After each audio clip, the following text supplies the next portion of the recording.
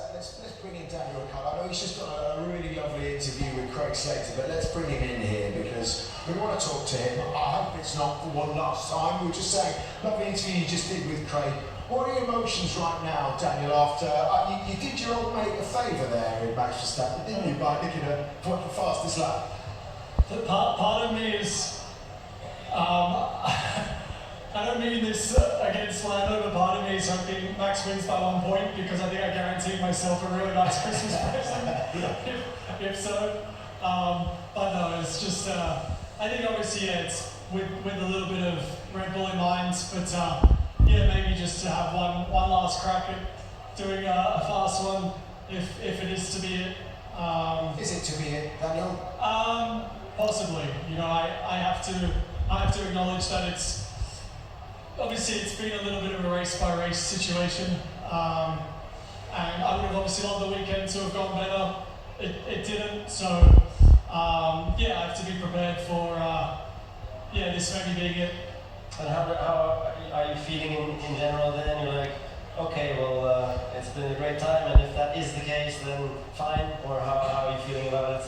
Yeah, look, I do feel, let's say at peace with it. You know, it's at some point it'll come for all of us, and it's just, you know, I think also you have to, yeah, I tried to get back into Red Bull, it didn't work out, so then I also have to say, okay, what else am I ultimately doing here and trying to achieve, you know, and I think when you experience the highs of winning, you can only fight for P10 for so long, you know, there is nothing like that feeling, and if that no longer is possible, and if it is becoming a little harder, you know, I think that's the truth. I was able to do some moments of maybe greatness this year, but it was trickier to do it week in, week out, and maybe that's 35, maybe that's the competition's getting better and better, who knows. It's obviously a difficult environment to be in, and every race not necessarily knowing, but that said, is that an environment you want to stay in? Do you want to look elsewhere, or do you want to keep yourself in a Formula 1 paddock to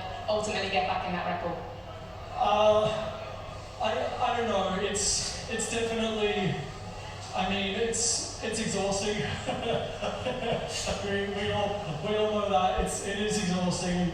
I don't know, look, if this is it, and if things move on without me, I think firstly I'll just give myself time to figure out what's next. You know, I think I'm also, you know, grateful for the career, and getting to Formula 1 was a dream, let alone being here for over a decade and having the chance to fight for wins. So yeah, I don't want to look back and be, oh, poor me, you know. I think it's been great, and maybe it's something different. Maybe I go on and, I don't know, climb mountains or something. We didn't want to be preemptive, but you talk about looking back. We put together a bit of a highlights reel of some of the best moments on and off track here, Daniel.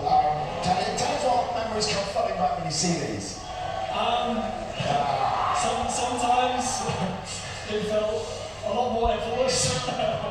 I remember actually it was here in 2014. That was, you know, my breakthrough year, and so Jackie Stewart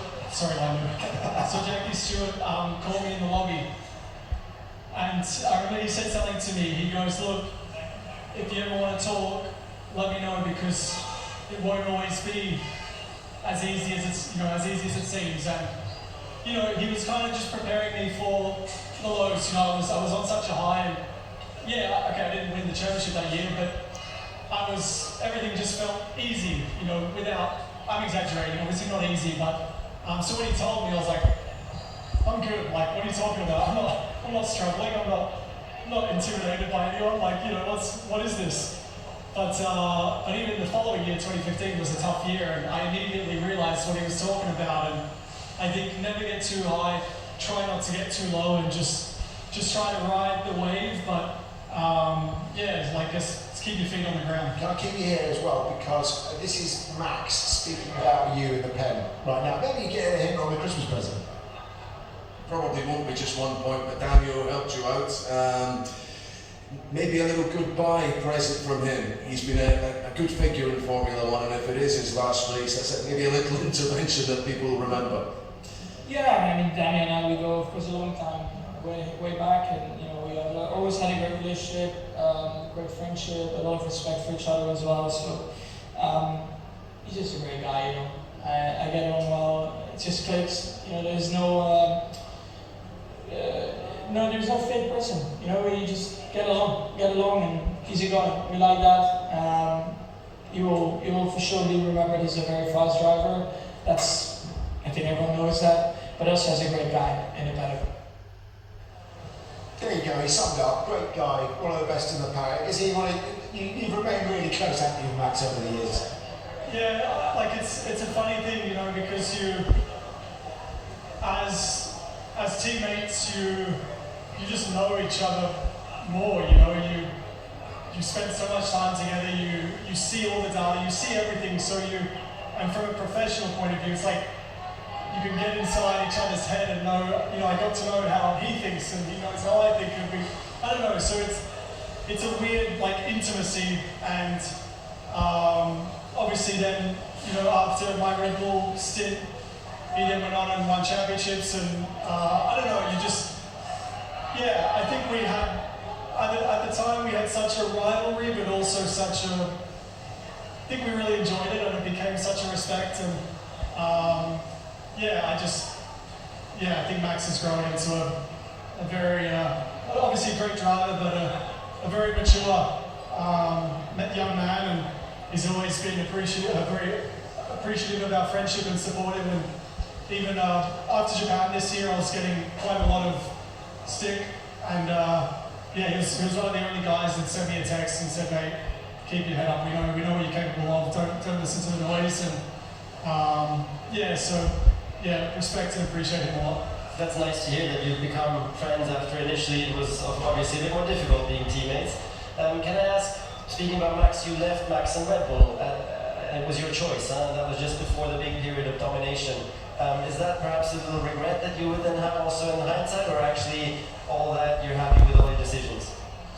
Look, I can certainly look back on it and say, okay, I think at the time, obviously in my head, everything made sense, but was it the best decision of my career? Of course, you could argue, no, it wasn't. So, look, I'm okay with that. It's one of those ones. Also, there's no guarantee that if I stayed, I would have done amazing and won this and that. So you never know. But of course, I'm not going to stand here and say that was the greatest decision of my life. But you live and you learn, and obviously it eventually brought me back into the family. And I don't want to look back and be kind of sad or bitter about anything. Everything, I guess, happens for a reason, so it's all good. Dan, if this is to be goodbye, just from everyone, from Sky F1 and from all our viewers, it's been an absolute pleasure having you around, so thank you. Thank you very much. There we go. We'll let them get off, get into a nice bath, and in the meantime, that's it from the race winner, Daniel Ricciardo.